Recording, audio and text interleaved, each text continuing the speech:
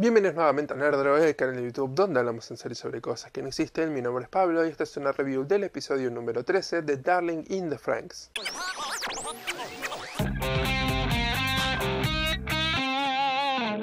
El arranque de este episodio en cierto punto me hizo acordar a Evangelion con toda esta cuestión de el alma, en este caso no de Eva, sino de Zero Two absorbiendo la mente de nuestro protagonista de Hiro y llevándolo a un episodio muy introspectivo donde también se devela parte de su pasado. Me hizo acordar a muchas de las herramientas narrativas que utilizó Evangelion en su momento, pero esto no lo marco como algo negativo porque no me parece que haya sido precisamente un plagio ni nada por el estilo, sino uno de los tantos homenajes que tiene acostumbrados a darnos Darling in the Franxx, y en este caso creo que fue de hecho un recurso tomado para mejor, es decir, creo que les sirvió mucho a la serie tomar este rumbo y supo darnos uno de los capítulos más sólidos de este anime hasta el momento, y de hecho uno de los capítulos en los que se nota que Trigger tuvo, no sé si habrá sido plena libertad para hacer lo que querían, pero sí dejaron que su voz se escuchara, sí dejaron que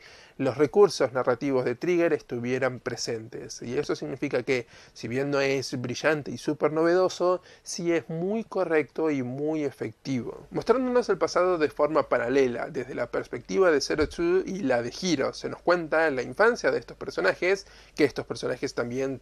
lo olvidaron, es decir, que su memoria fue borrada, probablemente por eso Hiro no recordaba la promesa que le había hecho a Mitsuru, que llegaron a cruzarse y de hecho escaparon del control de los adultos hasta que fueron inevitablemente capturados de nuevo. Como había dicho en el episodio 12, ese había sido un seteo y todo iba a depender de cómo cumplieran con lo que iba a ocurrir en el episodio número 13, y debo decir que estuvieron sin lugar a dudas a la altura de las circunstancias. El capítulo tuvo una narrativa que finalmente le sacó un buen uso a las voces en off y que logró mostrar de manera cruda pero sin ser melodramático. Obviamente no escaparon de ser extremadamente clichés, pero bueno, esa es casi una consecuencia de esta serie, es decir, es algo ya que forma parte del ADN de este anime, y a veces, como yo siempre digo, el cliché puede aparecer, pero si es ejecutado de una manera sólida, puede de todas formas darnos capítulos muy interesantes que explorar, y creo que ese fue el caso. Si bien muchos de los recursos son recursos que ya hemos visto, la manera en cómo estuvo contado, la manera en cómo todo se articuló, dio vida a un episodio que en verdad se vuelve memorable para esta serie. Lo que hizo muy bien este episodio fue mostrarnos el lazo entre Zero Two y Hiro, y logra establecer el interés que existe entre ellos de una manera mucho más sólida que los pasados dos episodios. La relación entre ellos dos nunca fue convincente para mí, siempre se me mostró como una mera excusa de los autores para poner a estos dos personajes juntos, y en verdad no hay una base, un hilo que los una de la manera tan sólida como quieren mostrarlos. Y ojo, el hecho de que hayan mostrado que ahora tienen un pasado y que básicamente estaban destinados a encontrarse de nuevo y que ya se conocían, todo eso para mí no es que haga que todo el trabajo que vimos hasta ahora sea mejor. Es decir, para mí sigue siendo tan pobre el desarrollo del lazo entre ellos dos como lo era en el pasado, solamente que ahora tenemos una develación de que estos personajes en realidad ya se conocían de antes, pero eso no es más que una mera excusa lógica en cierto punto para el argumento, es decir, no significa que la narración de eso haya sido mejor, para nada. De hecho, creo que la manera en cómo el lazo entre estos dos niños fue establecido en un solo capítulo fue mucho mejor de lo que vimos entre estos dos personajes en 12 episodios. Así que, si bien no es una excusa para mejorar la narración en su lazo hasta el momento, sí me parece un muy buen camino para mostrarnos lo que hay hacia adelante, es decir, para que esta relación evolucione y crezca. Sí me parece un sólido primer inicio, un sólido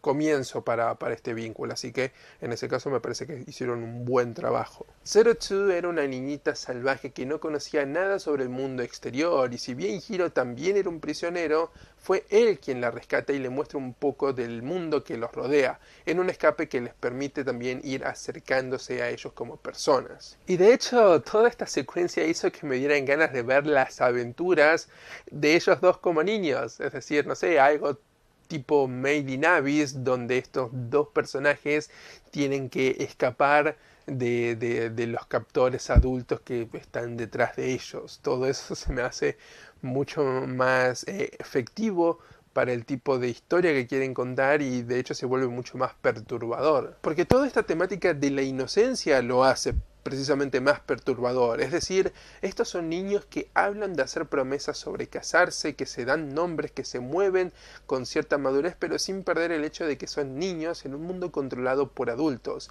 Y hay algo mucho más atractivo en ese principio que en una historia de adolescentes luchando en robots. Pero bueno, basta de ensoñaciones porque no estamos enfocándonos en sus historias de niños, sino que en sus versiones adolescentes que pelean contra monstruos en mechas, y eso es lo que tenemos, así que eso es lo que tenemos que analizar también.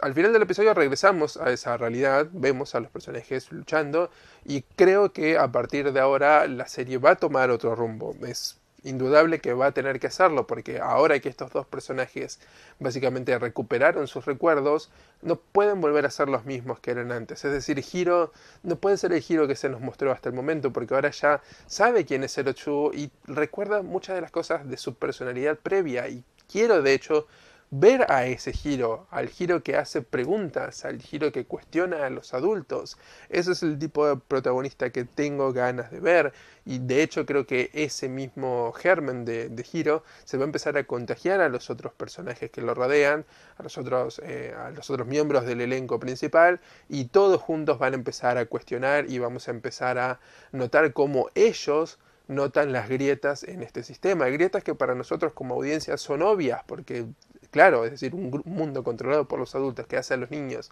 pelear por ellos y que les hace experimentos, claramente está corrompido, pero ellos no lo ven así, van a tener que empezar a verlos, eso obviamente va a desatar conflictos internos, porque todo el mundo que ellos conocían se va a desmoronar, y va a desatar obviamente conflictos externos entre los adultos y el otro batallón que tienen, donde está el muchacho este rubio. Es decir, ellos obviamente van a pasar a ser los principales antagonistas. Es decir, creo que ese va a ser el camino que va a tomar la serie de aquí en adelante, más allá de que no vamos a abandonar los conflictos internos entre ellos, las peleas y todo eso, pero tarde o temprano los vamos a ver nuevamente como una unidad enfrentándose a los adultos. Creo que ese es el final que nos espera en esta serie, y eso es